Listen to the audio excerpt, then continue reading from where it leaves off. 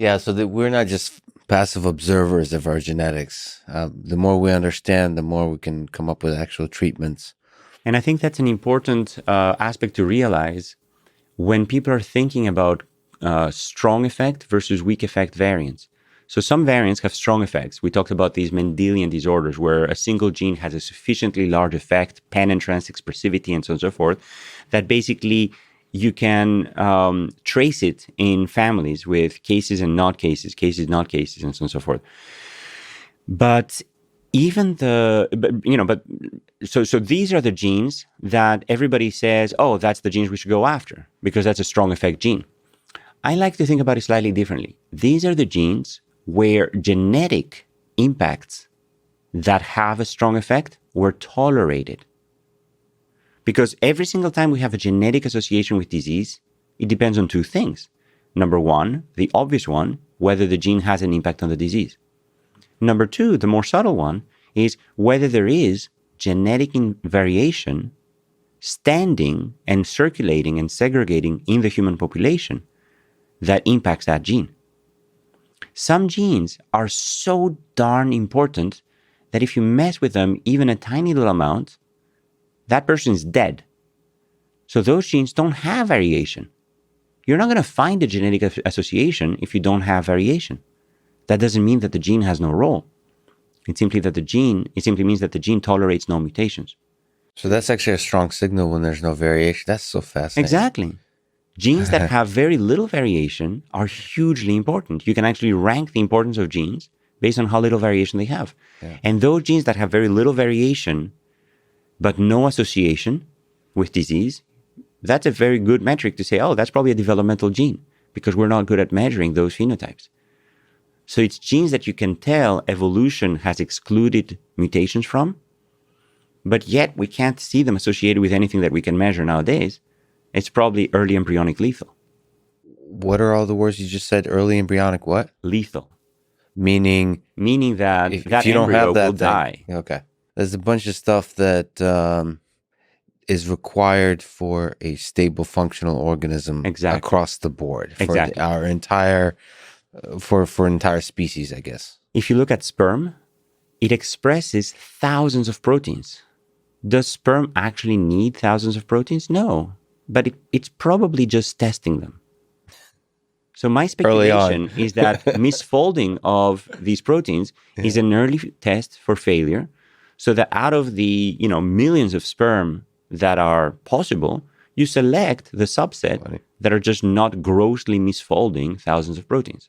So it's kind of an assert that this is folded correctly. Correct. Yeah, this because if this little thing about the folding of a protein isn't correct, that probably means somewhere down the line there's a bigger issue. That's exactly right. Yeah. So fail fast. So basically, if you look at the mammalian investment in a newborn, that investment is enormous in terms of resources. Yeah. So mammals have basically evolved mechanisms for fail fast, where basically in those early months of development, I mean, it's horrendous, of course, at the personal level when you lose your future child, but in some ways, there's so little hope for that child to develop and sort of make it through the remaining months that sort of fail fast is probably a good evolutionary principle from an evolutionary perspective for mammals. And of course, humans have a lot of medical resources that you can sort of give those children a chance.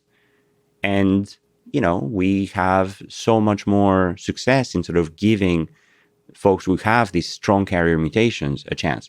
But if they're not even making it through the first 3 months, we're not going to see them. So that's why when we say what are the most important genes to focus on, the ones that have a strong effect mutation or the ones that have a weak effect mutation, well, the jury might be out. Because the ones that have a strong effect mutation are basically, not mattering as much.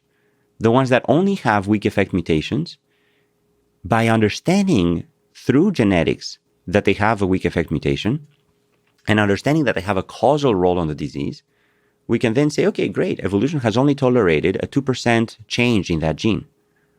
Pharmaceutically, I can go in and induce a 70% change in that gene. And maybe I will poke another hole at the bathtub that was not easy to control in, many of the other sort of strong effect genetic variants.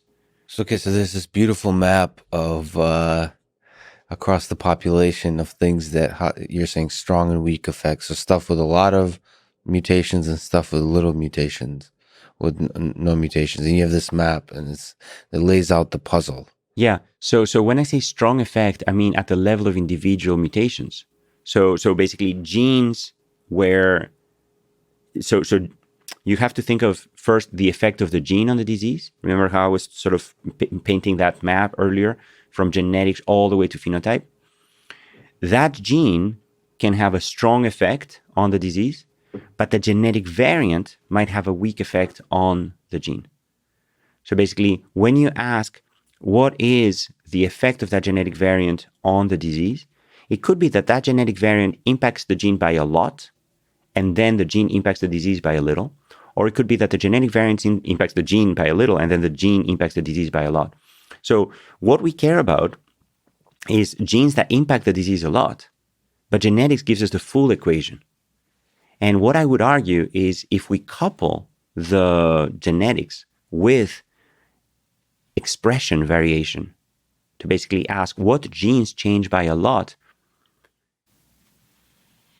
and which genes correlate with disease by a lot, even if the genetic variants change them by a little, then those are the best places to intervene. Those are the best places where pharmaceutically, if I have even a modest effect, I will have a strong effect on the disease.